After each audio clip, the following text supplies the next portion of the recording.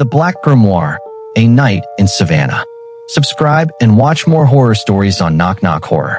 Dark clouds churned across the sky that evening. The wind had turned cold and restless, carrying the unmistakable smell of an approaching storm. In a dense forest just outside Savannah, Georgia, a small crew of construction workers had been digging into the earth for nearly 3 days, following the orders of a strange, wealthy man who had hired them through a local contractor. Deep in those woods stood an old plantation mansion, abandoned for over a century, its windows broken, its walls choked with vines. Locals avoided the place. Some said it was cursed. Others simply said it was unlucky. But the man who hired the workers didn't care about superstition. His name was Nathan Cole. "Boss," one of the workers called out, wiping sweat and rain from his face. "The weather's getting worse. Maybe we should stop and finish tomorrow." Nathan didn't even turn around. "No," he said flatly. "Whatever's down there comes up tonight." The workers exchanged uneasy glances. They'd been digging for days without finding anything except rocks and roots, and the constant unease of working near that mansion was wearing on them. "We've dug so much already," another worker muttered. "There's nothing here. What is he even looking for?" No one had an answer. They kept digging anyway, driven by the money Nathan was paying them, far more than the job should have been worth. Then, just as the rain began to fall harder, a shovel struck something solid. "Wait, something's here," the workers shouted. "Dig it out! Dig it out!" The crew gathered around, clearing away wet soil with their hands until they uncovered it. An old iron box, corroded with rust, its surface covered in strange carved symbols that none of them recognized. Just looking at it sent a chill through the group. "This thing looks evil," one worker whispered, stepping back. "I don't like this." "Move," Nathan snapped, shoving. Lips, pale, cold, forming a strange, slow smile. Breath visible in cold night air around her. Fearful face. Marcus' face going completely white with terror. Rain dripping from his hair. Eyes wide. Mouth open. Body completely frozen. Skull. Side view of Marcus and the woman facing each other at shelter. Rain pouring between them. Lightning exploding behind her. Ghost. Marcus slowly backing away one step at a time. Eyes never leaving her white, empty eyes. Fog swirling around both of them. Anxious face with sweat. Old white, bearded man Earl running through rain toward Marcus. Face pure terror. Shaking hands reaching out desperately. Old man. Earl grabbing Marcus by the arm hard. Pulling him away from the woman. Both running toward small coffee shop lights. Person running. Small coffee shop at night. Warm yellow light glowing inside. Rain hammering old tin roof. 2 men running toward it desperately. Convenience store. Earl slamming coffee shop, door shut behind them. Looking out window at empty bus shelter. Woman completely vanished. Anxious face with sweat. Interior of small coffee shop at night. 2 terrified men at table. Steaming coffee cups. Flickering light overhead. Rain on windows. Hot beverage. Close-up of old Earl's weathered face telling story. Eyes haunted. Voice barely a whisper. Hands wrapped around coffee cup. Crying face. Flashback. 3 years ago. Beautiful young woman Nadia in red dress at bus shelter. Hopeful face. Waiting for someone she loves. Broken heart. Flashback. Nadia checking her phone again and again. James not coming. Rain starting to fall around her at the shelter. Crying face. Flashback. Dark hands pushing Nadia toward railroad tracks. Her terrified scream. Rain. Darkness. Betrayal. Face screaming in fear. Flashback. Railroad tracks at night. Blinding train light coming fast. Nadia's last moment. Then only darkness and silence. Skull. Flashback. Railroad tracks empty after. Rain washing everything away. Just tracks. Just silence. Just gone. Face without mouth back of coffee shop wall. Slow deep scratch marks appearing in old wood. Like long fingernails dragging deliberately. Fearful face. Listen to the rain hammer the roof and watch the empty streets of Hollow Creek through the windshield and thought about what a strange place this was. Then he heard the bells. Skull. Not church bells. Not wind chimes. Something smaller. Something ankle height. The kind of sound that comes from decorative bells sewn onto the hem of a dress. rhythmic, deliberate, moving through the rain. Daniel rolled down his window slightly and looked out. The street was empty. The bells got louder. Then a voice, low, wrong, coming from directly behind his car. Time to go. The laughter that followed was not human. Daniel didn't remember making the decision to get out of the car. He just found himself standing in the rain with the door hanging open and something pulling him backward by his collar, and the last thing anyone in Hollow Creek heard was his voice cutting off mid-scream, face screaming in fear. By morning, the only evidence that Daniel Webb had ever been in Hollow Creek was his rental car, still parked on Route 9, driver's door open, interior soaked through, with deep drag marks in the mud leading away from it toward the old Hargrove ruins at the edge of town. His body was never found. Skull. The Hargrove ruins had been the central feature of every Hollow Creek nightmare for 30 years. They sat at the far end of Creek Road, the collapsed remains of what had once been the grandest house in 3 counties, burned to the foundation in 1994 under circumstances that the official report called undetermined, and that every Hollow Creek resident called something else entirely. Don't go near the ruins. Every parent in Hollow Creek told every child from the time they were old enough to understand the words. Don't go near the ruins. Don't go near them in the day. Never go near them at night. Never go near them in the rain, anxious faced with sweat. The town council, led by Mayor Gerald Stanton, who had held the position for 22 years, reinforced this with official policy. No trespassing signs. A chain-link fence.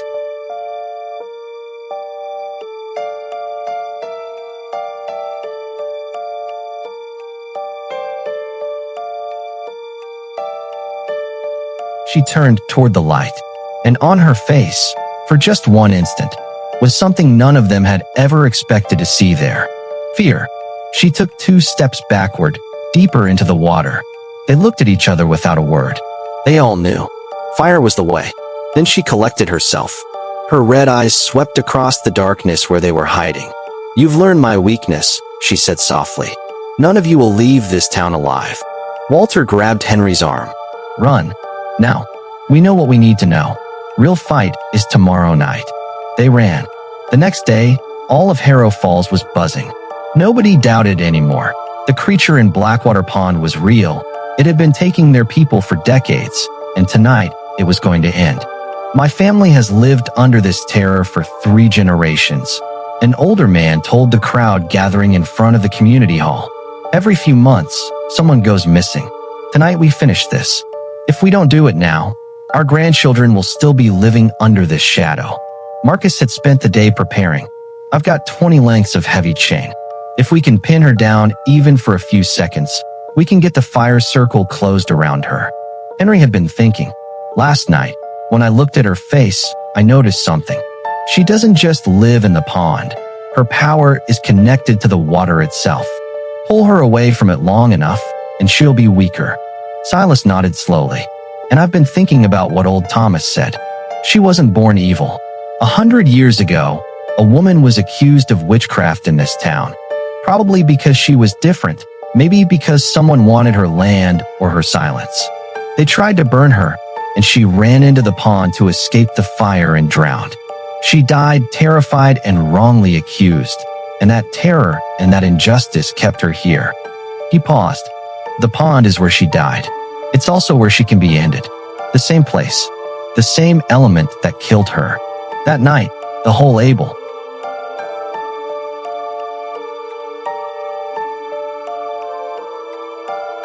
"You've come back." The figure pulled off his hood, a gaunt, dark-skinned man, his face streaked with tears of relief. "Yes, Victor, we've returned. I knew this day would come. I kept the ritual going for 400 years, the one I used to strengthen your power while you slept. I'm proud of you, Victor, genuinely proud. And with my return, your 400 years of binding are complete. You're free to leave this palace now, though the moment you step past these walls, the ritual breaks. You'll be mortal again. You'll age. You'll die, eventually, like anyone else. But, my queen, if that happens, how do we survive? Don't worry, Victor. I only told you the truth. Immortal or not, I'm still bound to this earth for another 600 years. And as long as I have power, nothing is going to happen to you. Thank you, my queen. I want to serve you now, outside these walls. Help you settle old scores. Good. I'll need you. Diana placed her hand on Victor's head and began chanting. His eyes rolled back into solid white, and a strange, unnatural light poured off his skin. A hard knock hit the fortress door. Noah and Mayor Wallace opened it to find a man standing there, out of breath. Please, come quick. Something's wrong with my wife. She's screaming one second, laughing the next, crying after that. She attacked me and ran off into the woods. God help us. What now? Mayor Wallace muttered. All right, we're coming. They followed him into the woods, the trees dead silent around them, the man walking ahead without another word. He led them deeper and deeper, until, hey, where exactly are you taking us? We've been walking a while now. Yeah, and we haven't even seen your wife, Mayor Wallace added. Everyone froze. The man in front of them turned around and grabbed Elder Thomas by the collar with inhuman strength. Let him go. They tried pulling him back, but his grip didn't budge. You've helped this so-called princess plenty, the thing. Wearing the man's face hissed.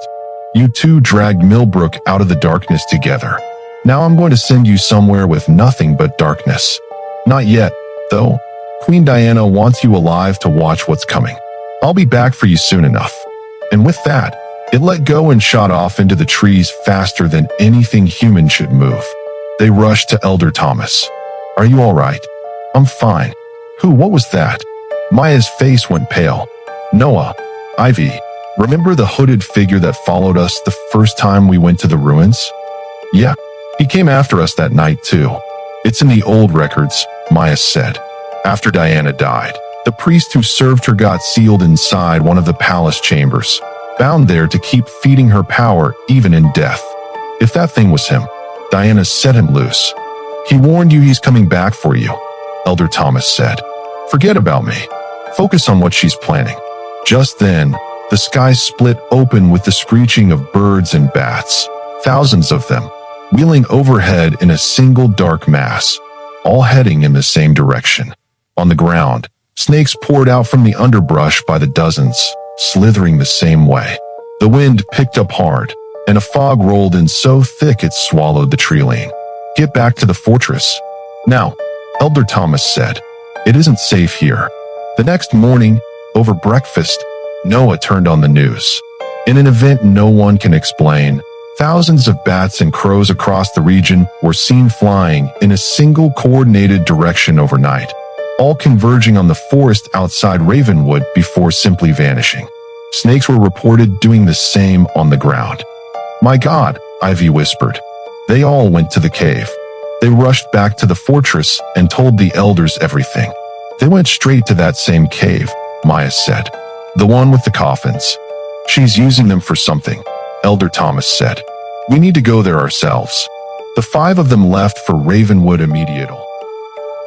Arriving as the sun dropped low, they gathered the townsfolk in the square, learned everyone had seen the same swarm the night before, told them to wait, and headed for the cave. Inside, the walls glowed with torchlight. Diana sat cross-legged before a fire pit, surrounded by a living carpet of crows, bats, snakes, and scorpions. Come, princess, she called out, not even turning her head. Here to kill me? Nobody move, Maya warned. Those things are venomous. Don't be afraid, princess. I'm not giving you an easy death. Not yet. You have a much bigger test ahead of you first. Diana's eyes gleamed. 4 centuries ago, you saved this whole kingdom from a plague with your elixir of renewal. Let's see you try that trick now, because this time, the whole country's going under. She began chanting, and every snake and scorpion surged toward them at once. Run, everybody out now. They bolted from the cave, and the creatures, watching them flee, simply slid back into the dark.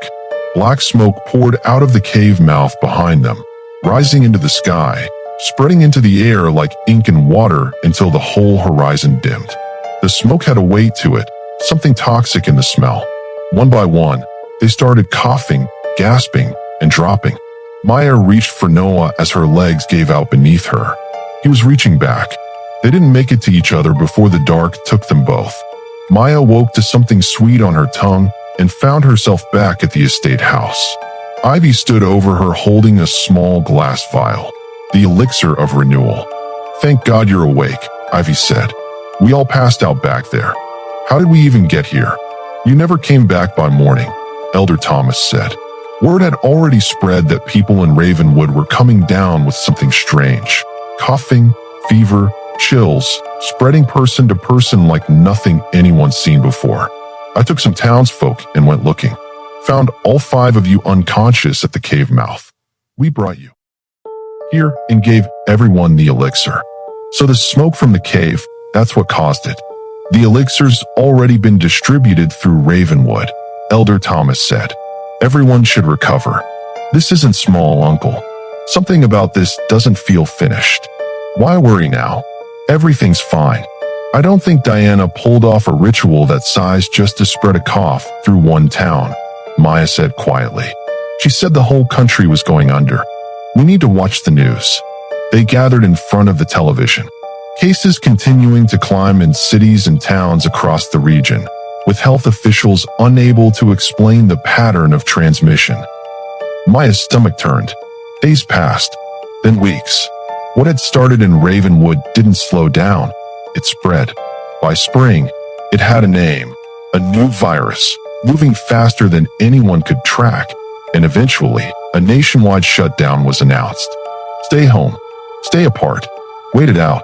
Watching the announcement together that night, Maya felt sick in a way that had nothing to do with the virus itself. Everyone in the room went quiet, staring at the screen, at numbers no one could make sense of. Then someone started pounding on the door. Who's there? No answer, just fists slamming against the wood. Elder Thomas rose. Stay back. I've got it. He opened the door to find Victor standing there, eyes solid white. Mrs. Wallace screamed. Victor lunged, seizing Elder Thomas and dragging him backward. Everyone ran for the door, but it slammed shut on its own, sealing them inside. Someone save him. Through the window, they watched Victor drag Elder Thomas toward the tree line. Watch, Princess. Victor snarled back over his shoulder. As I take your precious elder into a world of nothing but dark. Deep in her cave, Diana sat with her eyes closed, watching every second of it unfold in her mind. They pounded on the glass, helpless, tears streaking down their faces. Then Victor stopped cold. Something was coming toward him. Through the trees, the hollow ones themselves, eyes burning red, closing in fast. Victor's grip on Elder Thomas loosened on instinct. The moment the hollow ones reached him, an old coffin buried nearby cracked open on its own, spilling out golden light, and pulled Victor straight down into it. The front door swung open. Everyone rushed out to Elder Thomas's side. Back in the cave, Diana's eyes snapped open, fury boiling over. That's impossible, she hissed. Those 4, they're the same ones from my visions. They're real. They're actually here. What is Diana planning next? Can Maya find a way to stop a virus that's already loose in the world? And why, after everything, have the hollow ones suddenly returned? Find out in the next chapter of this story, coming soon.